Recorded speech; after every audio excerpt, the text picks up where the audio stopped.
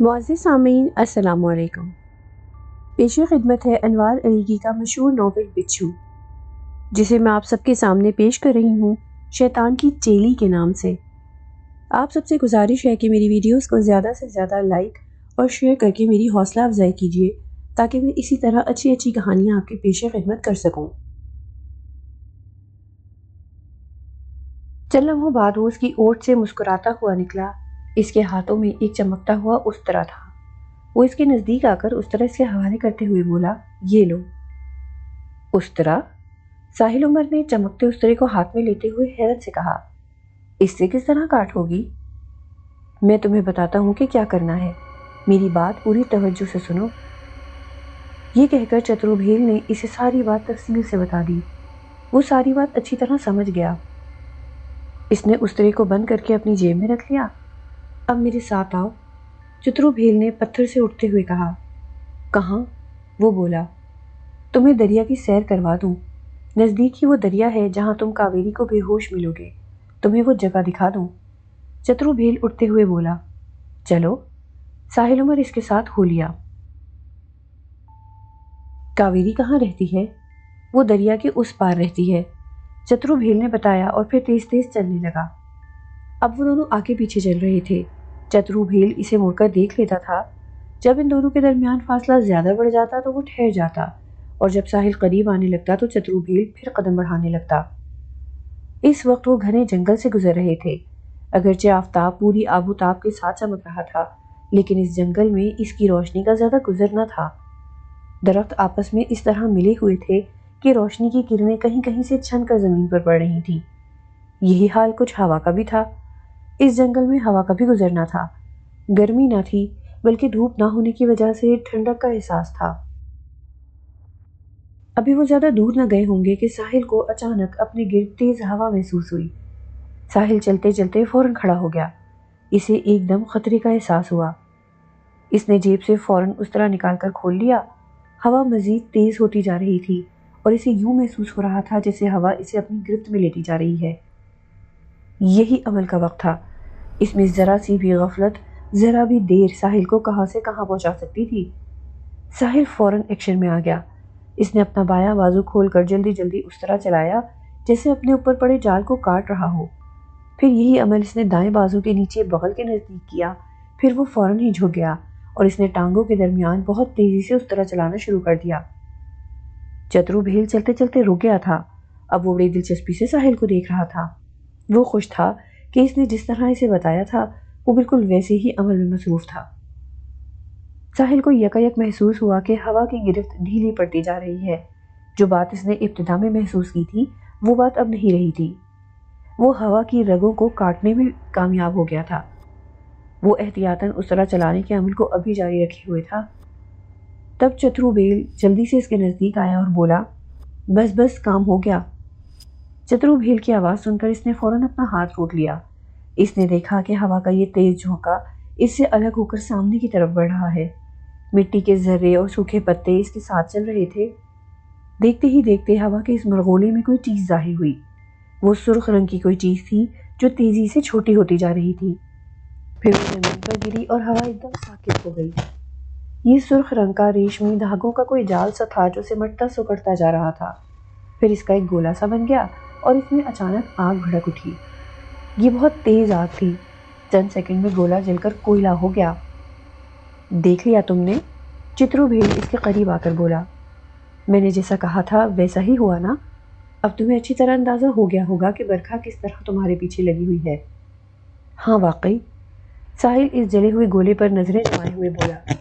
شروع میں تو میں یہ سمجھا تھا کہ تم محض ڈرا کر مجھ سے اپنا کام کروانا چاہتے ہو، لیکن اب مجھے یقین ہو گیا ہے کہ برکھا واقعی میری جان کی لاگو ہو گئی ہے۔ تم فکر مت کرو، پریشان ہونے کی بالکل ضرورت نہیں ہے۔ میں تمہیں اس کے چنگل سے نکال دوں گا، بس تم میرا یہ کام کر دو۔ ٹھیک ہے، آؤ دریا کی طرف چلو، ساحل نے کہا، اور پھر وہ دونوں ساتھ ساتھ چلنے لگے۔ چترو بھیل کسی سانپ کی طرح موذی تھا، انتہائی خبیث، شاطر اور بے وفا شخص۔ وہ اپنے وقت کا ایک بڑا ساحر تھا۔ اس نے 6 قتل کیے تھے۔ خباثت اس میں کوٹ کوٹ کر بھری تھی۔ جس طرح سانپ اپنے دودھ پلانے والے کو بھی نہیں بخشتا، ویسے ہی اس نے ساحل کے بارے میں فیصلہ کر دیا تھا۔ فی الحال تو اس نے اسے کاویری کے پیچھے لگانے کا ارادہ کر لیا تھا۔ کاویری کے قتل کے بعد اس نے آئندہ کا لائحہ عمل سوچ لیا تھا۔ اس نے طے کر لیا تھا کہ وہ ساحل کو کسی قیمت پر آزاد نہیں کرے گا۔ چترو بھیل اپنے جسم سے محروم ہو گیا تھا۔ اب اسے ایک جسم کی تلاش تھی۔ ساحل سے اچھا جسم اسے بھلا کہاں مل سکتا تھا؟ وہ ایک تیر سے دو شکار کر رہا تھا۔ ساحل عمر سے کاویری کا قتل کروا کے ایک طرف تو وہ اپنی انتقام کی آگ بجھا رہا تھا، دوسری طرف وہ اسے قاتل بنا کر گندا کرنا چاہتا تھا۔ وہ اس کے جسم پر اسی صورت میں قبضہ جما سکتا تھا کہ وہ مجرم ہو جائے۔ مجرموں پر ہی اصل میں گرفت کی جاتی ہے، کسی بے گناہ اور معصوم شخص کو نہیں پکڑا جاتا۔ ساحل کو کچھ معلوم نہیں تھا کہ آئندہ چند روز میں اس کے ساتھ کیا ہونے والا ہے۔ کاویری کے قتل پر اگرچہ وہ اوپری دل سے راضی تو ہو گیا تھا، لیکن کاویری کے قتل کا تصور کر کے وہ کام چاہتا تھا۔ اس وقت وہ چترو بھیل کے رحم و کرم پر تھا۔ وہ اس سے جان چھڑا کر یہاں سے نکل جانا چاہتا تھا۔ فی الحال اس نے یہ طے کیا تھا کہ پہلے کاویری تک پہنچا جائے، اگر ممکن ہو سکا تو اسے اعتماد میں لے کر راہ فرار اختیار کی جائے گی۔ وہ اسے اصل حقائق سے آشنا کر دے گا۔ اس انکشاف کے بدلے میں کاویری ضرور اس کی مدد کرے گی۔ وہ اس علاقے سے نکلنے کا ضرور کوئی نہ کوئی بندوبست کر دے گی۔ دونوں اپنے اپنے طور پر منصوبہ بندی میں لگے ہوئے تھے اور قسمت دور کھڑی ان دونوں پر ہنس رہی تھی۔ صبح تڑکے کا وقت تھا۔ سورج ابھی نہیں نکلا تھا، لیکن ہلکا ہلکا اجالا پھیل گیا تھا۔ ساحل کٹے ہوئے درختوں کے درمیان اسی بڑے پتھر پر لیٹا تھا جہاں کل اس کی آنکھ کھلی تھی۔ چترو بھیل اسے کھلا پلا کر رات اس پتھر پر گزارنے کا کہہ کر چلا گیا تھا۔ وہ صبح ہی صبح آنے والا تھا تاکہ ساحل کو دریا کے کنارے بے ہوشی کے عالم میں لٹائے اور پھر کسی درخت کے پیچھے چھپ کر کاویری کی آمد اور ساحل کو وہاں سے اٹھا لے جانے کا منظر اپنی آنکھوں سے دیکھ سکے۔ اسے یقین ہو جائے کہ مچھلی نے کانٹا نگل لیا ہے۔ اس کے بعد تو اسے محض ڈور کھینچے جانے کا انتظار تھا۔ رات کو ساحل بہت دیر سے سویا تھا۔ وہ دنیا جہاں کی باتیں سوچتا رہا تھا۔ پھر نرم و گداز بستر پر سونے والے شخص کو بستر کی جگہ پتھر فراہم کیا گیا تھا، وہ کیسے سوتا؟ کہتے ہیں کہ نیند تو سولی پر بھی آ جاتی ہے۔ وہ تو ایک بینچ نما پتھر تھا۔ وہ اپنے بازو پر سر رکھ کر سوچتے سوچتے جانے کب سو گیا۔ اس وقت بھی وہ سو رہا تھا۔ صبح قریب تھی۔ اندھیرا ملگجے اجالے میں تبدیل ہو رہا تھا۔ چترو بھیل ابھی تک نہیں پہنچا تھا، لیکن وہ چھلانگے مارتا ہوا کسی راکٹ کی رفتار سے چلا رہا تھا۔ پھر وہ بینچ نما پتھر کے قریب آ کر رک گیا۔ اس نے بڑی تیزی سے چاروں طرف گردن گھما کر دیکھا۔ ہر طرف سکون پھیلا ہوا تھا۔ اس نے 2 قدم آگے بڑھ کر چہرہ ساحل کے چہرے کے قریب کر دیا۔ جلد ہی ساحل نے اپنے چہرے پر غیر انسانی سانسوں کو محسوس کر لیا۔ فوراً ہی اس کی آنکھ کھل گئی۔ اسے نزدیک پا کر وہ فوراً اٹھ بیٹھا۔ اس کے سامنے ایک چیتا موجود تھا۔ روشنی زیادہ نہ ہونے کے باوجود اس نے پہچان لیا کہ وہ تہکال ہے۔ وہ اسے کیسے نہ پہچانتا؟ اس نے اس کے جسم کے ہر حصے پر برش چلایا تھا۔ اس نے اسے پینٹ کیا تھا۔ تہکال نے کسی پالتو بلی کی طرح اپنا جسم اس کی ٹانگوں سے رگڑا۔ اسے نزدیک پا کر ساحل عمر نے ذرا بھر بھی خوف محسوس نہیں کیا، بلکہ اسے دیکھ کر اس کے دل میں محبت کے جذبات ابھرے۔ اس نے اس کی گردن میں باہیں ڈال دیں۔ تہکال تھوڑا سا پیچھے ہوا تو وہ مزید اس پر جھک گیا۔ تہکال مزید پیچھے ہو کر ایک دم اس کے نزدیک آیا۔ اس کے آگے پیچھے ہونے میں یہ ہوا کہ وہ تہکال کے اوپر سوار ہو گیا۔ تہکال کے لیے اتنا ہی موقع کافی تھا۔ اس نے اپنی کمر ہلا کر ساحل کو اپنی پیٹھ پر سوار کیا اور تیزی سے دوڑ لگائی۔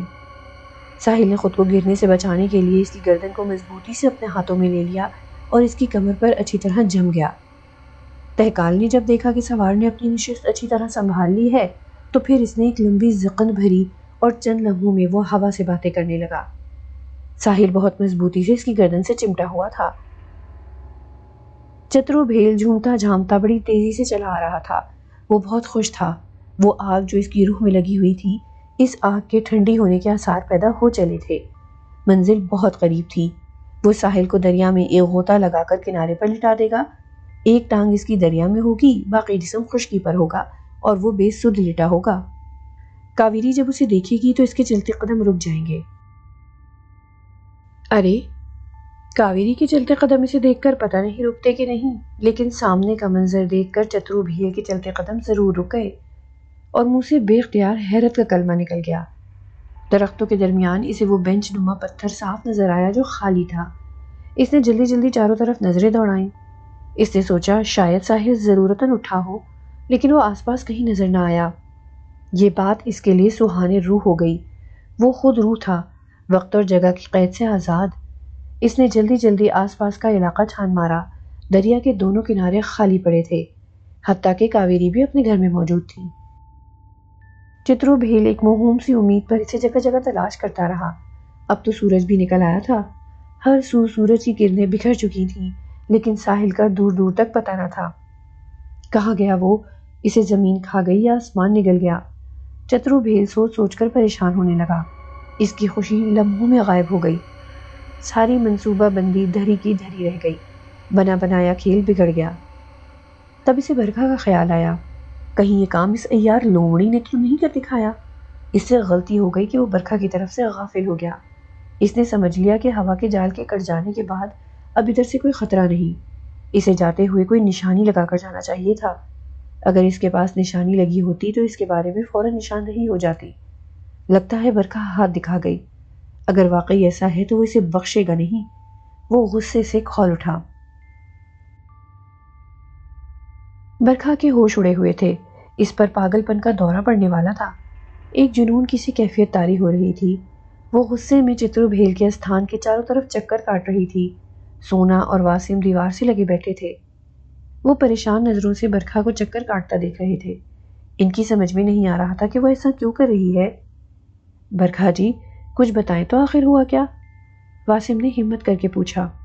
وہ ہو گیا جو آج تک نہ ہوا، برکھا نے افسردگی سے کہا۔ میں سوچ بھی نہیں سکتی تھی کہ اس طرح مجھے ناکامی کا منہ دیکھنا پڑے گا۔ میری کئی راتوں کی محنت یوں اکارت چلی جائے گی۔ کچھ بتائیں تو؟ سونا نے اس مرتبہ لب کھولے۔ واسم کے بولنے سے اس میں ہمت آ گئی تھی۔ ہوا کا جال جو میں نے ساحل کی گرفتاری کے لیے بھیجا تھا، وہ جال ساحل نے کاٹ دیا۔ کیسے پتہ چلا؟ سوال ہوا۔ یہ تم اندھوں کو جلا ہوا گولا نظر نہیں آ رہا؟ یہ کیا ہے؟ یہ وہی کٹا ہوا جال ہے۔ برکھا نے اس جلے ہوئے گولے کی طرف اشارہ کیا جو اچانک ہی کہیں سے قالین پر نمودار ہو گیا تھا۔ اس گولے کو ان دونوں نے بھی دیکھا تھا، لیکن وہ اس بات کو سمجھ نہ پائے تھے اور برکھا سے پوچھنے کی ان میں ہمت نہ تھی کہ یہ کیا ہے۔ صورتحال سے آگاہی پر دونوں کو افسوس ہوا۔ سونا بولی، یہ تو بہت برا ہوا۔ ابھی برکھا جواب دینے کے لیے منہ کھول ہی رہی تھی کہ وہ چکر کاٹتے کاٹتے ایک دم ٹھٹک گئی۔ سونا اور واسم نے برکھا کو اس طرح رکتے دیکھا تو وہ دونوں فوراً چوکنا ہو کر اس کی طرف دیکھنے لگے۔ سونا نے گھبرا کر پوچھا، کیا ہوا برکھا جی؟ وہ آ رہا ہے۔ یہ کہہ کر برکھا جہاں کھڑی تھی وہیں آسن جما کر بیٹھ گئی اور تیزی سے منہ ہی منہ میں کچھ منتر پڑھنے لگی۔ منتر پڑھتے پڑھتے اس نے ہاتھ سے دروازے کی طرف اشارہ کیا۔ سونا اس کا اشارہ سمجھتے ہوئے فوراً اٹھی اور تیزی سے آگے بڑھ کر استھان کا دروازہ کھول دیا۔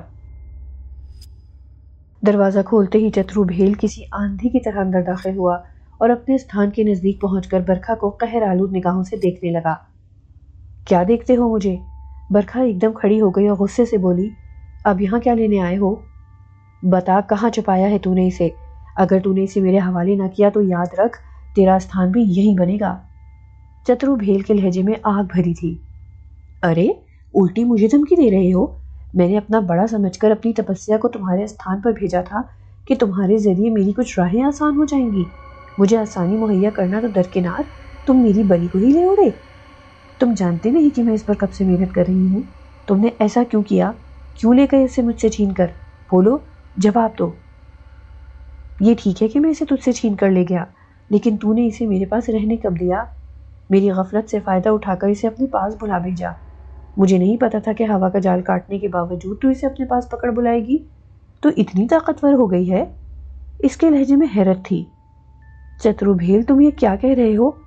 برکھا اس سے زیادہ حیران ہوئی۔ دیکھ برکھا، میرے پاس وقت نہیں ہے، تو بس چند روز کے لیے اسے میرے حوالے کر دے۔ میں تجھ سے وعدہ کرتا ہوں کہ میں خود اسے تیرے پاس چھوڑ جاؤں گا اور تیری راہیں بھی آسان کر دوں گا۔ اس نے چال چلی۔ ارے چترو بھیل، کیا ساحل تمہارے پاس نہیں ہے؟ کیا تم اسے یہاں سے نہیں لے گئے؟ اسے میں لے گیا تھا، میں اس بات سے کب انکاری ہوں، لیکن اب وہ میرے پاس نہیں ہے۔ یہ تم کیا کہہ رہے ہو؟ برکھا کی آنکھیں حیرت سے پھٹ گئیں۔ جو کچھ کہہ رہے ہو سچ کہہ رہے ہو؟ ہاں، کالی دیوا کی قسم سچ کہہ رہا ہوں، وہ بڑی سنجیدگی سے بولا۔ لیکن چترو، پھر وہ کہاں ہے؟ میرے پاس تو نہیں، کالی دیوا کی قسم وہ میرے پاس نہیں ہے۔ ہے؟ یہ سن کر چترو بھیل پر اس قدر صدمہ طاری ہوا کہ وہ اپنے قدموں پر کھڑا نہ رہ سکا۔ اس کی آنکھیں کانپنے لگیں۔ وہ فوراً قالین پر بیٹھ گیا اور بے حد اداس لہجے میں بولا، پھر اسے کون لے اڑا؟ اوہ! برکھا نے ایک ٹھنڈا سانس بھرا۔ چترو، یہ کیا کیا تم نے؟ اسے نہ میرا رہنے دیا نہ اپنا۔ وہ کہاں جا سکتا ہے؟ چترو بھیل نے سوال کیا۔ اسے ڈھونڈنا ہوگا، برکھا بولی۔ ڈھونڈیں گے، ہم دونوں مل کر اسے تلاش کریں گے۔ ہم دونوں مل کر نہیں، برکھا نے فوراً تردید کی۔ میں اسے تنہا ڈھونڈوں گی۔ اب تم اسے بھول جاؤ، تمہارا اس پر کوئی حق نہیں، سمجھے؟ میں یہاں سے جاؤں گی تو تمہیں اس استھان پر باندھ کر جاؤں گی، پھر تم یہاں سے ہل بھی نہ سکو گے۔ تمہاری اس حماقت نے ناقابل تلافی نقصان پہنچایا ہے، میں تمہیں بخشوں گی نہیں۔ تم ایسا نہیں کرو گی برکھا، ورنہ مجھ سے برا کوئی نہ ہوگا۔ یہ بات تو نے ٹھیک کہی، تجھ سے برا واقعی یہاں کوئی اور نہیں۔ لے دیکھ، میں نے باندھ دیا، اب تو اس کمرے کی دیواروں سے باہر نہیں نکل سکتا۔ اگر تو نے یہاں سے نکلنے کی کوشش کی تو تیری روح میں شعلے بھڑک اٹھیں گے۔ اتنی بات تو خود بھی سمجھتا ہوگا، تو نے کالی دنیا کا اصول توڑا ہے، تو نے جادوگر ہو کر ایک دوسری جادوگر کو دھوکہ دیا ہے۔ میں تیری شکایت کالی دیوا سے ضرور کروں گی، تجھے دوسرے جنم میں ضرور کتا بنایا جائے گا۔ یہ کہہ کر برکھا اٹھ کر کھڑی ہو گئی۔ چترو بھیل نے جب چاروں طرف نظریں گھمائیں تو اسے ہر طرف آگ بھڑکتی ہوئی دکھائی دی۔ یہ ایسی آگ تھی جو صرف اسے ہی دکھائی دے رہی تھی اور صرف اسی کے لیے تھی۔ واسم، سونا! برکھا غصے سے چیخی۔ جی برکھا جی! وہ دونوں بھاگ کر اس کے قدموں میں آ گرے۔ آؤ چلو، نکلو یہاں سے، دروازے کو تالا لگاؤ اور چابی مجھے دو۔ یہ کہہ کر وہ دروازے سے باہر آ گئی۔ اس نے پلٹ کر بھی نہ دیکھا کہ چترو بھیل پر اس عمل کا کیا رد عمل ہوا۔ باہر نکل کر سونا نے دروازے کو لاک کیا اور چابی برکھا کی طرف بڑھا دی۔ برکھا نے چابی کو ہاتھ میں لے کر کوئی منتر پڑھا اور پھر اسے اپنی ساڑی کے پلو میں باندھ لیا اور کوٹیج سے باہر نکل آئی۔ اماں ناصر مرزا کے سامنے بیٹھی ہچکیوں سے رو رہی تھی۔ ناصر مرزا کی سمجھ میں نہیں آ رہا تھا کہ وہ انہیں کیسے چپ کروائے، انہیں کیا کہہ کر تسلی دے۔ وہ آج حافظ موسیٰ سے ملاقات کے لیے نکلا تھا۔ اس نے سوچا کہ اماں کو بھی دیکھتا چلے۔ وہ جب یہاں آیا تو اسے دیکھتے ہی اماں کی آنکھوں میں آنسو بھر آئے۔ ارے اماں، کیا ہوا؟ آپ کیسی ہیں؟ ناصر مرزا نے فکر مندی سے کہا۔ بس اتنا سننا تھا کہ وہ پھپک کر رو پڑی۔ ان کی ہچکیاں بند گئیں۔ وہ اس طرح رو رہی تھی جیسے خدا نخواستہ ساحل عمر چل بسا ہو۔ وہ ڈائننگ ٹیبل پر اس کرسی پر بیٹھی تھی جس پر بیٹھ کر ساحل ناشتہ کیا کرتا تھا۔ گھر میں مرجینہ بھی موجود تھی۔ اب وہ اماں کے ساتھ 24 گھنٹے رہ رہی تھی۔ ساحل عمر کے لاپتہ ہونے کے بعد مرجینہ نے ان کے ساتھ مستقل رہنا شروع کر دیا تھا۔ یہ بات ناصر مرزا نے اس سے کہی تھی کیونکہ اماں کا اس عمر میں تنہا رہنا ٹھیک نہ تھا۔ ناصر مرزا نے تو انہیں اپنے ساتھ اپنے گھر لے جانے کا کہا تھا، لیکن وہ نہ مانی۔ کہنے لگی، نہیں بھیا، میں اپنے ساحل کا گھر نہیں چھوڑ سکتی۔ تب مجبور ہو کر ناصر مرزا نے مرجینہ کو ہدایت کی تھی کہ ساحل عمر کے آنے تک وہ اس گھر میں مستقل رہنا شروع کر دے۔ اس نے خوشی سے یہ بات مان لی تھی۔ اماں روئی جا رہی تھیں اور ناصر مرزا خاموشی سے انہیں تکے جا رہا تھا۔ رونے کی آواز سن کر مرجینہ بھی کام چھوڑ کر ان کے پاس آ گئی تھی۔ وہ انہیں تسلیاں دے رہی تھی، صاحب کی واپسی کا یقین دلا رہی تھی، لیکن اماں پر کوئی اثر نہیں ہو رہا تھا۔ تب ناصر مرزا نے مرجینہ سے ایک گلاس پانی لانے کو کہا۔ وہ فوراً ہی پانی لے آئی۔ ناصر مرزا نے گلاس پکڑ کر کچھ پڑھا اور پھر 3 بار پانی میں پھونکیں ماری، پھر بولا، اماں پانی پی لیں۔ ان کے دل میں جو غبار تھا وہ آنسو بہہ جانے کی وجہ سے خاصا دب گیا تھا۔ انہوں نے ناصر مرزا کی آواز سن کر سر اٹھایا، دوپٹے سے اپنے آنسو پوچھے اور پھر پانی اس کے ہاتھ سے لے کر گھونٹ گھونٹ پینے لگی۔ اس پانی کو پی کر اماں کو خاصا سکون ملا۔ بھائی، میں نے اپنے ساحل کو خواب میں دیکھا ہے، یہ کہہ کر وہ پریشان سی ہو گئیں۔ ناصر مرزا نے ان کا چہرہ دیکھ کر اندازہ لگا لیا کہ اماں نے ساحل کے بارے میں ضرور کوئی الٹا سیدھا خواب دیکھ لیا ہے۔ اس نے کہا، اماں، خوابوں کا کیا بھروسہ، آپ نے ساحل کے بارے میں ضرور کوئی برا خواب دیکھ لیا ہے۔ ناصر، جب سے میں نے ساحل کو خواب میں دیکھا ہے میرا دل پریشان ہے، کسی طرح بہلتا ہی نہیں۔ میرا ساحل ضرور کسی مصیبت میں مبتلا ہے۔ آپ نے کیا دیکھا؟ میں نے ایک جنگل بیابان دیکھا۔ اس جنگل میں میرا ساحل ننگے پاؤں ایک کالی چادر اڑے مارا مارا پھر رہا ہے۔ میں اسے دیکھ کر اس کے پیچھے بھاگتی ہوں، اسے آوازیں دیتی ہوں لیکن وہ کچھ سنتا ہی نہیں۔ میں چیخ چیخ کر اس کا نام پکارتی ہوں لیکن اس پر کوئی اثر نہیں ہوتا۔ اتنے میں مرجینہ نے مجھے اٹھا دیا۔ اماں اٹھ جاؤ، کوئی خواب دیکھ رہی ہو کیا؟ فوراً ہی میری آنکھ کھل گئی۔ اماں اپنا خواب سنا کر پھر پریشان ہو گئی۔ ناصر مرزا کو محسوس ہوا جیسے وہ پھر رونے والی ہیں۔ ناصر مرزا فوراً بولا، اماں آپ بالکل پریشان نہ ہوں، خواب کی تعبیر ہمیشہ الٹی ہوتی ہے، مجھے یقین ہے کہ ساحل عمر جہاں ہوگا آرام سے ہوگا، آپ بے فکر رہے، میں ابھی حافظ موسیٰ کی طرف جا رہا ہوں، ان سے اس سلسلے میں بات کرتا ہوں، چلو ٹھیک ہے۔ ناصر مرزا اٹھنے لگا تو اماں نے مرجینہ کو اشارہ کیا، چائے لاؤ۔ اچھا اماں جی ابھی لائی، یہ کہہ کر وہ تیزی سے کچن کی طرف بڑھی۔ ارے مرجینہ رکو، میں چائے نہیں پیوں گا، ابھی ناشتہ کر کے آ رہا ہوں، وہ اماں سے مخاطب ہو کر بولا۔ اچھا اماں میں چلتا ہوں، جو بھی بات ہوگی میں آپ کو فون پر بتا دوں گا۔ اچھا بھیا اللہ تمہیں خوش رکھے۔ اماں ناصر مرزا کو گھر کے دروازے تک چھوڑنے آئیں اور جب تک وہ گاڑی میں بیٹھ کر روانہ نہیں ہو گیا گیٹ پر کھڑی رہی۔ ناصر مرزا جب حافظ موسیٰ کے گھر میں داخل ہوا تو اسے امید تھی کہ وہ حسب معمول چارپائی پر لاٹھی تھامے بیٹھے ہوں گے، لیکن آج ناصر مرزا کو گھر کے پچھلے حصے میں جانے کی ضرورت نہ پڑی، وہ اسے گیٹ کے اندر آتے ہی نظر آ گئے۔ وہ املی کے درخت کے نیچے ایک مونڈھے پر بیٹھے تھے، ہاتھ میں لاٹھی تھی، وہ لاٹھی کو دونوں ہاتھوں میں تھامے سر جھکائے بیٹھے تھے۔ ناصر مرزا نے نزدیک جا کر انہیں سلام کیا۔ سلام کا جواب دے کر انہوں نے پوچھا، ناصر مرزا کیسے ہو؟ حضرت میں تو ٹھیک ہوں، لیکن ساحل ابھی تک واپس نہیں آیا۔ ناصر نے وقت ضائع کیے بغیر فوراً ساحل کا تذکرہ چھیڑ دیا۔ میں نے تم سے کہا تھا کہ اسے ڈھونڈنا ہوگا، تم نے اسے کہاں تلاش کیا؟ حضرت میں نے اسے ڈھونڈا تھا، میں تو برکھا کے گھر میں بھی کود گیا تھا، وہ وہاں بھی نہ تھا، البتہ اس کی گاڑی ضرور وہاں کھڑی تھی، میں اس کی گاڑی وہاں سے نکال لایا، اس دن میں اس چاقو کی وجہ سے بچ گیا ورنہ برکھا نے مجھے جلانے میں کوئی کسر نہ چھوڑی تھی۔ ناصر نے ساری رودات سنائی۔ اچھا وہ سفلی والی، اللہ اس سے بچائے، وہ پکی شیطان کی خالہ ہے۔ وہ مسکرائے اور پھر لاٹھی میں بنی آنکھ سے اپنی آنکھ لگا لی۔ حضرت پھر ساحل کا کیا کروں؟ مجھے یقین ہے کہ وہ برکھا کے چنگل میں ہے۔ ناصر نے پوچھا۔ ہاں وہ تھا اس کے چنگل میں، سفلی والی نے اس پر قبضہ کرنے کی کوشش کی تھی لیکن اب وہ اس کے چنگل سے نکل گیا۔ حافظ موسیٰ لاٹھی سے اپنی آنکھ لگائے لگائے بولے۔ اب وہ کہاں ہے؟ ناصر مرزا نے پھر سوال کیا۔ اب وہ محفوظ ہاتھوں میں ہے، اچھے لوگوں میں ہے، گول مول سا جواب ملا۔ مجھے بتائیں وہ کہاں ہے، میں جا کر اسے لے آؤں، اماں نے رو رو کر برا حال کر رکھا ہے۔ اماں؟ انہوں نے حیرت آمیز لہجے میں دہرایا۔ اصل میں وہ ان کی گود میں پلا بڑا، آپ آیا سمجھ لیں اس کی، ناصر مرزا نے وضاحت کی۔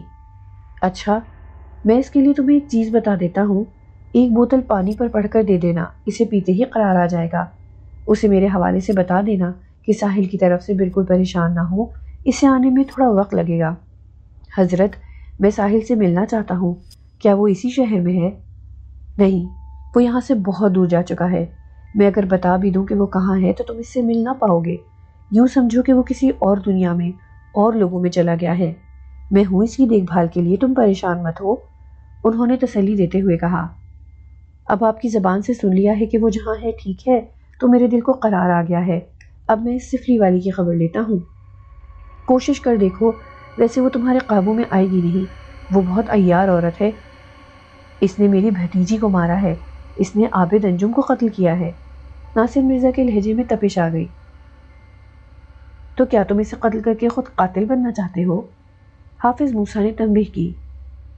جی تو یہی چاہتا ہے، ناصر مرزا نے کہا۔ تو پھر اس میں اور تم میں کیا فرق رہے گا؟ تم بھی قاتل وہ بھی قاتل، تم بھی مجرم وہ بھی مجرم، تم بھی سزا کے مستحق وہ بھی سزا کے مستحق، پھر میں کیا کروں؟ میرے اندر انتقام کی آگ بھڑک رہی ہے، صبر کرو، وقت کا انتظار کرو، میں بھی یہی ہوں تم بھی یہی ہو، میں بھی دیکھوں گا تم بھی دیکھو گے۔ جی بہت بہتر، ناصر مرزا نے یہ بات بڑی مایوسی سے کہی۔ بہت بہتر کہا ہے تو میری بات کو بہتر سمجھو بھی۔ حافظ موسیٰ نے اچانک اپنی آنکھ لاٹھی سے ہٹا لی اور اسے اپنی بے نور آنکھوں سے دیکھا۔ ناصر مرزا کو یوں محسوس ہوا جیسے وہ واقعی اس کو دیکھ رہے ہوں۔ ناصر مرزا نے فوراً اپنی آنکھیں نیچی کر لی، انہوں نے اس کے دل کا چور پکڑ لیا تھا۔ اماں کے لیے آپ جو چیز بتانے والے تھے وہ بتا دیں، میں پڑھ کر پانی کی بوتل ان کے حوالے کر دوں گا۔ ہاں دیکھو ایسا کرنا۔ پھر ایک لمحے انہوں نے توقف کیا، اس کے بعد بتا دیا کہ کیا پڑھ کر پھونکنا ہے، اس کے بعد بولے، ٹھیک ہے ناصر مرزا تم جاؤ۔ اچھا حضرت میں چلتا ہوں، یہ کہہ کر وہ اٹھا اور خاموشی سے ان کے گھر سے نکل آیا۔ تہکال نے تھوڑی ہی دیر میں ساحل عمر کو کہاں سے کہاں پہنچا دیا۔ اس کی گردن کو مضبوطی سے تھامتے ہی اس پر غنودگی کسی کیفیت طاری ہو گئی تھی۔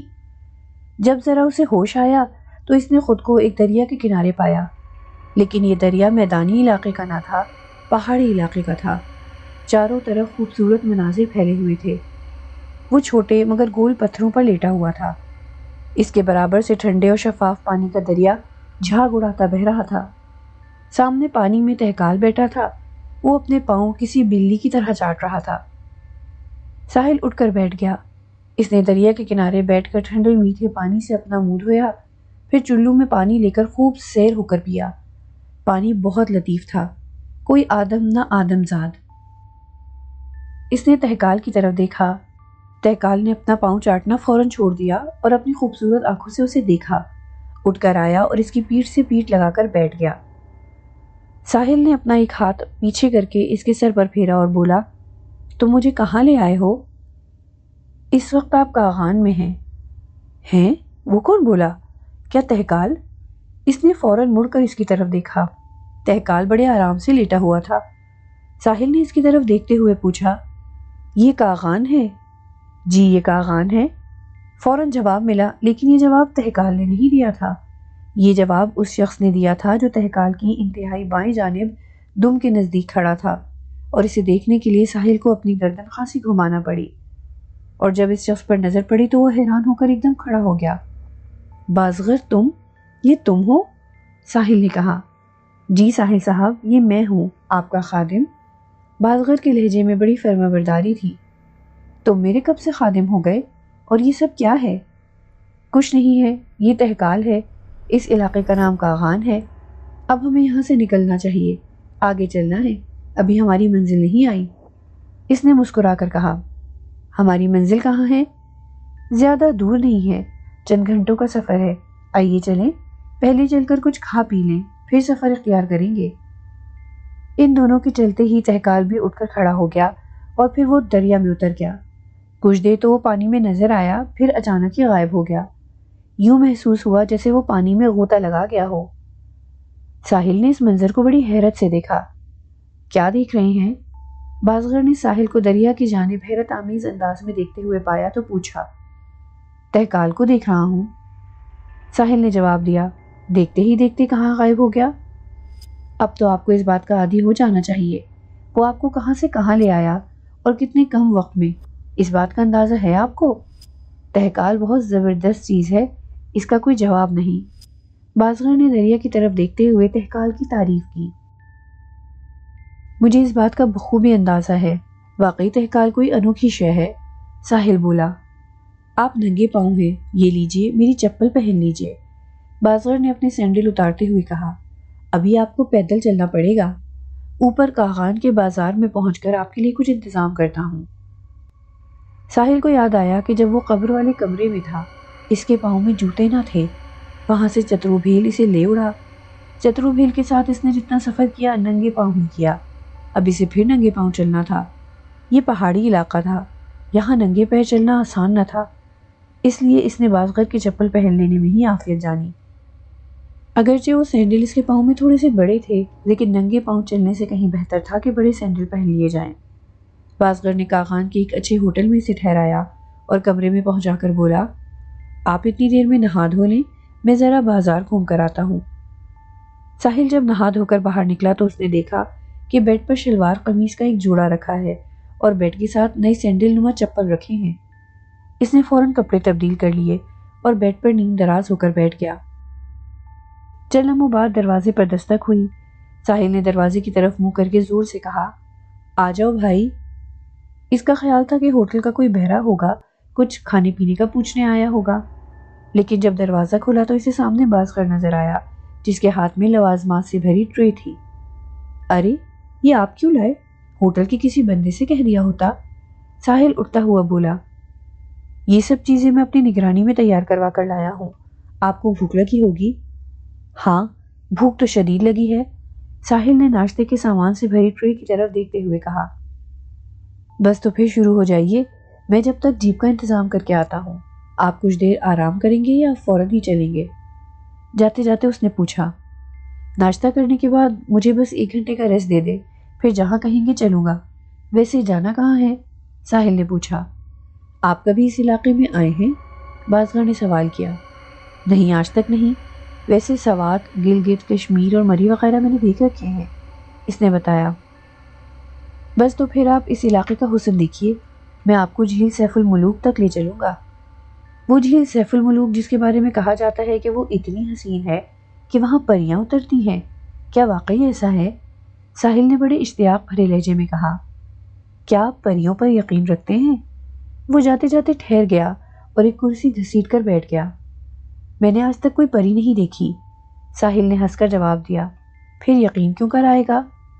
کیا آپ نے کوئی جن دیکھا ہے؟ بازغر نے سوال کیا۔ نہیں، میں نے کوئی جن نہیں دیکھا۔ کیا آپ ان کے وجود کے قائل ہیں؟ بازغر نے پھر پوچھا۔ ہاں بالکل، جنات کا ذکر اللہ کی آخری کتاب میں موجود ہے۔ گویا آپ کا ان چیزوں پر بھی یقین ہے جو آپ نے اپنی آنکھوں سے نہیں دیکھی۔ جی بالکل، میں اپنے خالق پر یقین کامل رکھتا ہوں، حالانکہ میں نے اسے نہیں دیکھا۔ اللہ کی بات کر رہے ہیں؟ بازغر نے وضاحت چاہی۔ جی ہاں، اسی عظیم ہستی کی بات کر رہا ہوں جو ازل سے ہے اور اب تک رہے گی۔ آپ کیا سمجھتے ہیں میرے اور آپ کے اللہ نے بس یہ دنیا ہی بنائی ہے؟ بازغر نے ایک نیا سوال اٹھایا۔ نہیں، ہماری دنیا کے علاوہ بھی بہت کچھ ہے اس کائنات میں، چاند، سورج، ستارے، سیارے، یہ ایک ہمارا نظام شمسی ہے۔ جانے ایسے کتنے نظام شمسی ہوں گے؟ ہمارے سائنسدان تحقیق میں لگے ہیں، مریخ پر انہوں نے زندگی کے آثار تلاش کر لیے ہیں۔ ساحل نے بات آگے بڑھائی۔ آپ کون ہیں؟ ساحل عمر نے بلاخر پوچھ ہی لیا۔ میں اللہ کی مخلوق ہوں، بازغر نے غیر واضح جواب دیا۔ انسان ہے؟ ساحل نے وضاحت چاہی۔ انسان ہونا کتنا مشکل ہے، کاش میں انسان بن سکتا، بازغر نے بڑی ذہانت سے جواب دیا۔ اس جواب سے کسی قسم کا اندازہ کرنا مشکل تھا۔ ساحل نے اسے مسکرا کر دیکھا، بولا کچھ نہیں۔ وہ بھلا اس سے اب اور کیا پوچھتا؟ تب بازغر فوراً اٹھ کھڑا ہوا اور بولا، اچھا میں چلتا ہوں، آپ کو خواہ مخواہ باتوں میں الجھا لیا، آپ اطمینان سے ناشتہ کیجیے۔ یہ کہہ کر وہ کمرے سے نکل گیا۔ اس نے ساحل عمر کا جواب کا بھی انتظار نہ کیا۔ ناشتہ کرنے کے بعد ساحل پر نیند کا غلبہ ستاری ہونے لگا۔ وہ بیڈ پر پاؤں پھیلا کر لیٹ گیا۔ لیٹے لیٹے اس کا دھیان برکھا کی طرف چلا گیا۔ برکھا اپنی ساحرانہ صلاحیتوں میں اضافے کے لیے اسے قربان کرنا چاہتی تھی۔ وہ اس کی جان کے در پہ تھی۔ ساحل اس کے صحت میں مبتلا ہو کر اس کے بنگلے پر پہنچ گیا تھا۔ برکھا نے اسے چترو بھیل کے استھان پر پہنچا دیا۔ چترو بھیل صحرا کا ایک بہت بڑا ساحر تھا۔ اس کی موت واقع ہوئے 5 سال کا عرصہ ہو چکا تھا۔ چترو بھیل کی روح کاویری سے اپنی موت کا انتقام لینا چاہتی تھی۔ اس نے ساحل عمر کو برکھا سے چھین لیا۔ وہ اسے لے اڑا۔ ابھی وہ چترو بھیل کے چنگل میں پھنسا اس کے انتقام کا ذریعہ بننے والا تھا کہ تہکال اسے وہاں سے نکال لایا۔ فضا اور مقام بدل گیا، لوگ بدل گئے۔ اب وہ ایک پہاڑی مقام پر بازغر کی تحویل میں تھا۔ ساحل سوچ رہا تھا کہ شاید وہ کوئی سونے کی چڑیا ہے جسے ہر شخص حاصل کرنے کے چکر میں ہے۔ برکھا اور چترو بھیل کا معاملہ تو اس کی سمجھ میں آ گیا کہ ایک اپنی ساحرانہ قوتیں بڑھانے اور ایک اپنے انتقام کا ذریعہ بنانا چاہتا تھا۔ اب یہ بازغر کس پھیر میں ہے اور وہ اسے جھیل سیف الملوک کیوں لے جانا چاہتا ہے، یہ بات اس کی سمجھ سے بالاتر تھی۔ ابھی تک اس کے رویے سے یہ تاثر نہیں ملا تھا کہ وہ اس کی قید میں ہے۔ وہ اس کے ساتھ نہایت پروقار طریقے سے پیش آ رہا تھا، اسے انتہائی اہم شخص سمجھ رہا تھا۔ ساحل کے ساتھ اس کا برتاؤ ایک غیر معمولی شخص جیسا تھا۔ حالات کا تجزیہ کرتے کرتے اس کی آنکھوں میں نیند اترنے لگی۔ چند لمحوں بعد وہ نیند میں ڈوب گیا۔ دروازے پر دستک کی آواز سے اس کی آنکھ کھلی تو اسے اندازہ ہوا کہ وہ 2 گھنٹے سے زائد سو چکا ہے۔ وہ فوراً اٹھ کر دروازے پر پہنچا۔ اس نے دروازہ کھولا تو بازغر کھڑا مسکرا رہا تھا۔ آپ کو میں نے نیند سے تو نہیں اٹھا دیا؟ آپ نے مجھ سے 1 گھنٹہ آرام کی بات کی تھی، میں تو 2.5 گھنٹے کے بعد واپس آیا ہوں۔ میں جیپ لے آیا ہوں، جیپ ہوٹل کے باہر کھڑی ہے، آپ منہ ہاتھ دھو کر باہر آ جائیے، تب تک میں ہوٹل والوں کا حساب چکاتا ہوں۔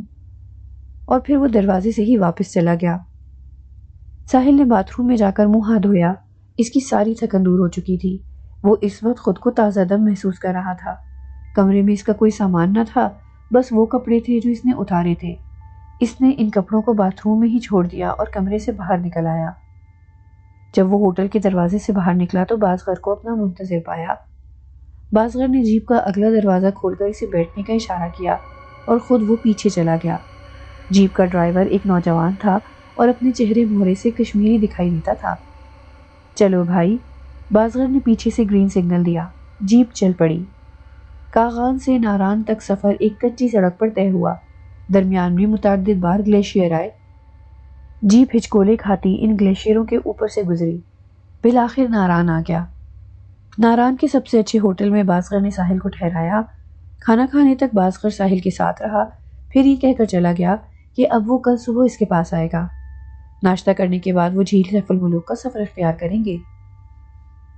ساحل اسے ہوٹل کے گیٹ تک چھوڑنے آیا۔ اس کے جانے کے بعد ساحل نے اطراف کا جائزہ لیا۔ یہ ہوٹل بہت خوبصورت جگہ واقع تھا۔ ساحل یوں ہی ٹہلتا ہوا ہوٹل کی حدود سے باہر نکل آیا۔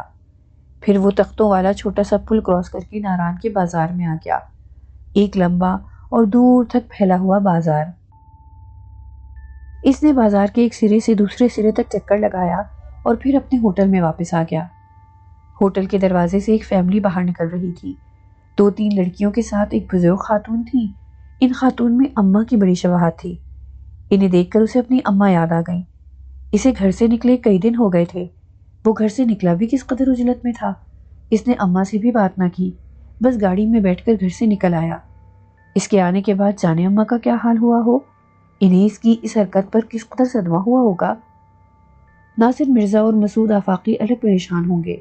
اسے چاہیے کہ وہ یہاں سے اماں کو ٹرنک کال کرے، انہیں فون پر بتا دے کہ وہ کہاں ہے۔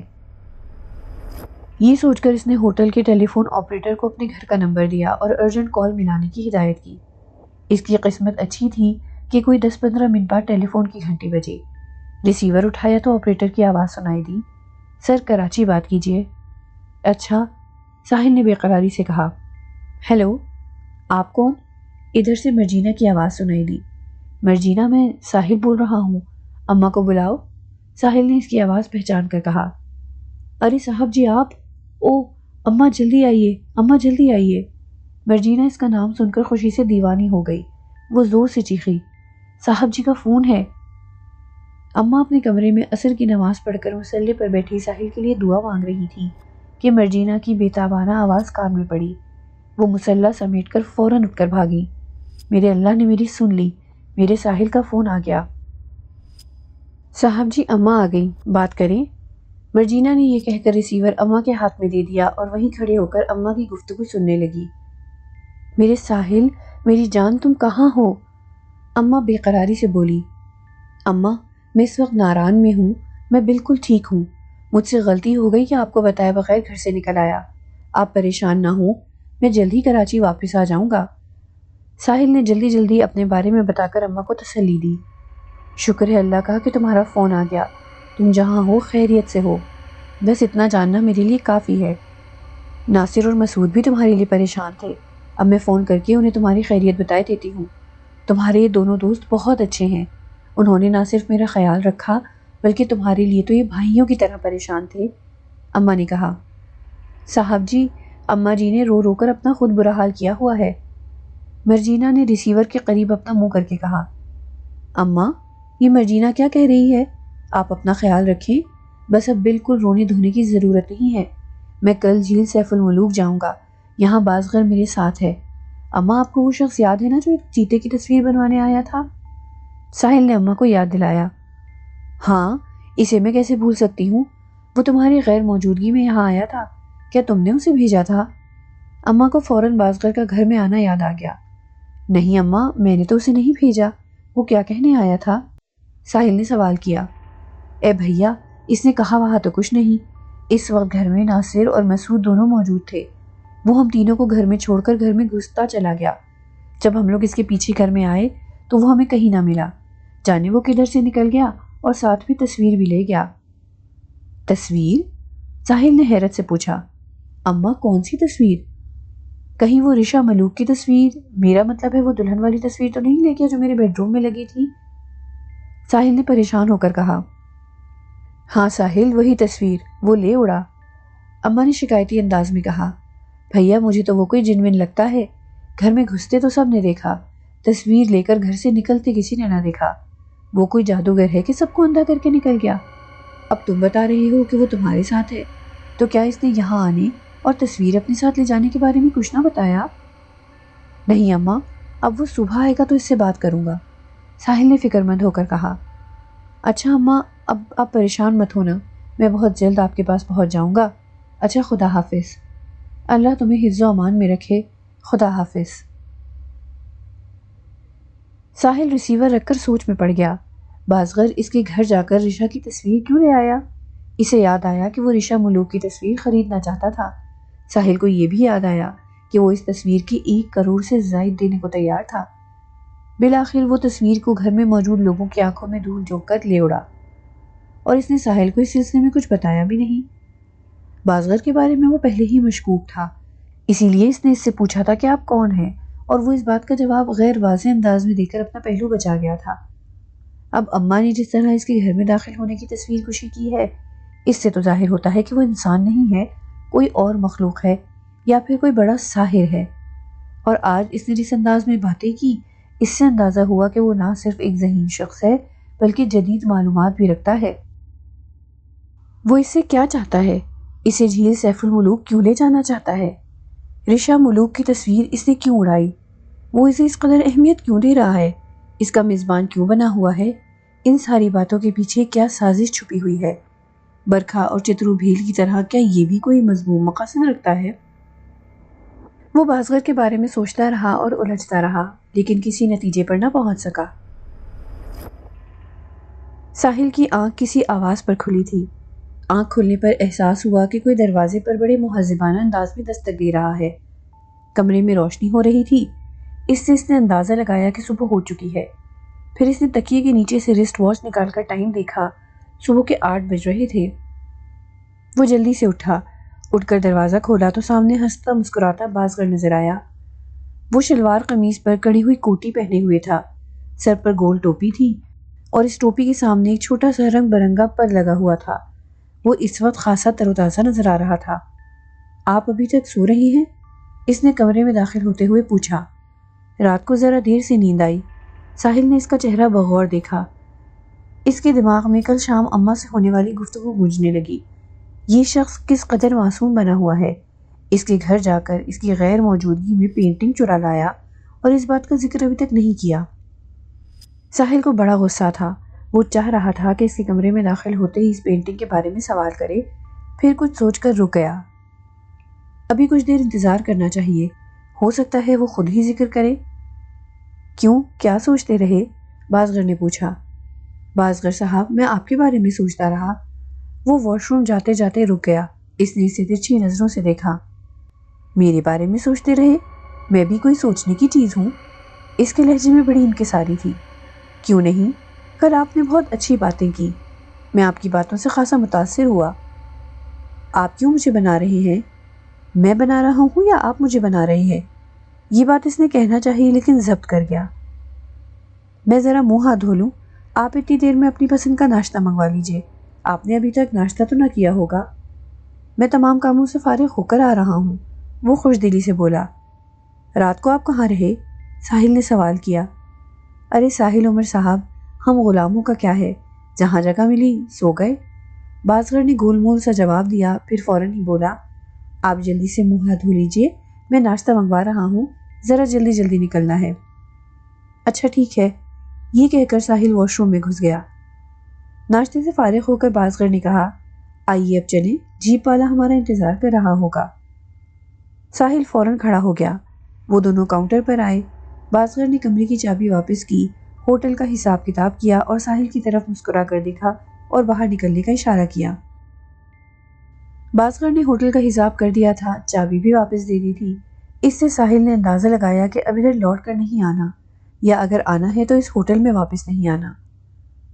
ساحل کو یہ بات معلوم تھی کہ جھیل سیف الملوک پر کوئی ہوٹل نہیں، لوگ وہاں صبح جاتے ہیں اور شام تک ناران واپس آ جاتے ہیں۔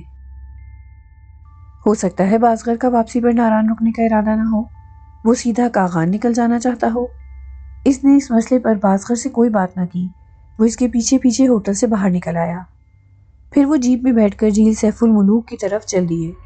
ان کی جیپ کچے اور پتھریلے راستے پر چل رہی تھی۔ یہ خطرناک راستہ تھا، کبھی اونچائی کبھی ڈھلان، जीप मोड़ काटती तो सीने में दम अटकता। यूं महसूस होता कि जीप अब खाई में गिरी तब गिरी। जीप का ड्राइवर एक माहिर शख्स था। वो बड़ी मुश्ताकी से जीप चला रहा था, फिर भी दिल लरज रहा था। जीप में खामोशी छाई हुई थी। खुदा खुदा करके सफ़र ख़त्म हुआ। ग्लेशियर आ गया था। इस 1 फरलांग लंबे ग्लेशियर को पैदल तय करना था। यूं ग्लेशियर के उस पार पहुंचाने के लिए घोड़े भी यहाँ मौजूद थे, लेकिन साहिल ने पैदल चलने को तरजीह दी। ये एक खतरनाक बर्फानी रास्ता था, सीमेंट की तरह जमी हुई बर्फ। इस पर इस तरह संभल संभल कर चलना कि पाँव न फिसले। एक तरफ बर्फ की दीवार, दूसरी तरफ खाई और मुश्किल से 1-1.5 फीट चौड़ा रास्ता। शुरू में साहिल को थोड़ी सी दिक्कत हुई, लेकिन फिर इसे इस ग्लेशियर को पार करने में मजा आने लगा। अभी सुबह का वक्त था, इसलिए लोगों का ज्यादा रश ना था। फिर भी कई फैमिलियां इनके आगे पीछे थीं और झील सैफुल मुलूक जाने वालों में औरतें भी थीं, बच्चे भी थे, जवान भी थे। सभी अपनी अपनी हिम्मत और जुर्रत का मुजाहरा करते ग्लेशियर पार कर रहे थे।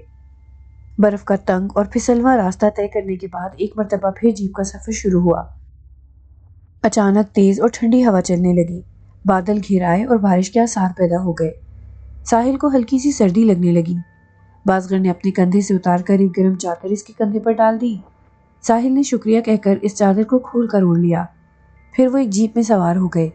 अभी और बुलंदी पर जाना था। ये सबसे खतरनाक रास्ता था, बेहद तंग, पथरीला और जानलेवा।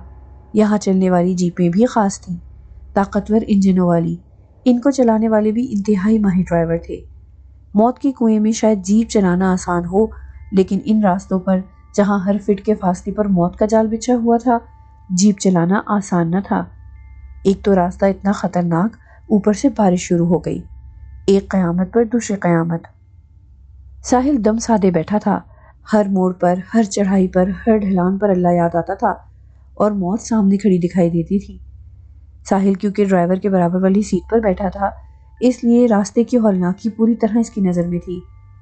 जब बारिश और तेज हो गई तो इसने पीछे मुड़कर बाज़गर से कहा, बारिश रुकने का इंतजार न कर लें, रास्तों पर फिसलन हो गई होगी। इससे पहले कि बाज़गर कुछ बोलता, बराबर बैठा हुआ ड्राइवर बोला, साहब डरो मत, ये बारिश अभी रुक जाएगी। रास्तों पर पत्थर पड़े हैं, इसलिए रास्तों पर फिसलन नहीं होती। आप आराम से बैठे रहें, ये हमारा रोज का काम है, आप बेफिक्र हो जाएं। ड्राइवर के बयान से साहिल को तसल्ली ना हुई।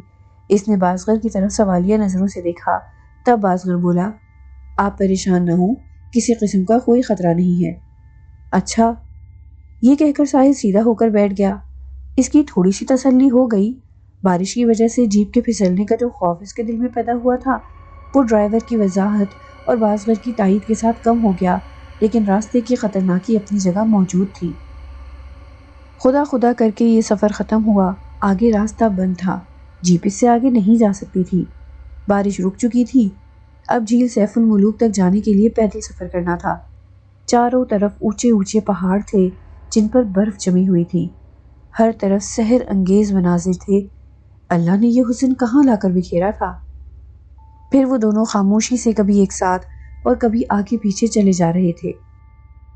फिर अचानक वो लम्हा आया, लम्हा हैरत, सांस जहां हो वहां रुक जाए।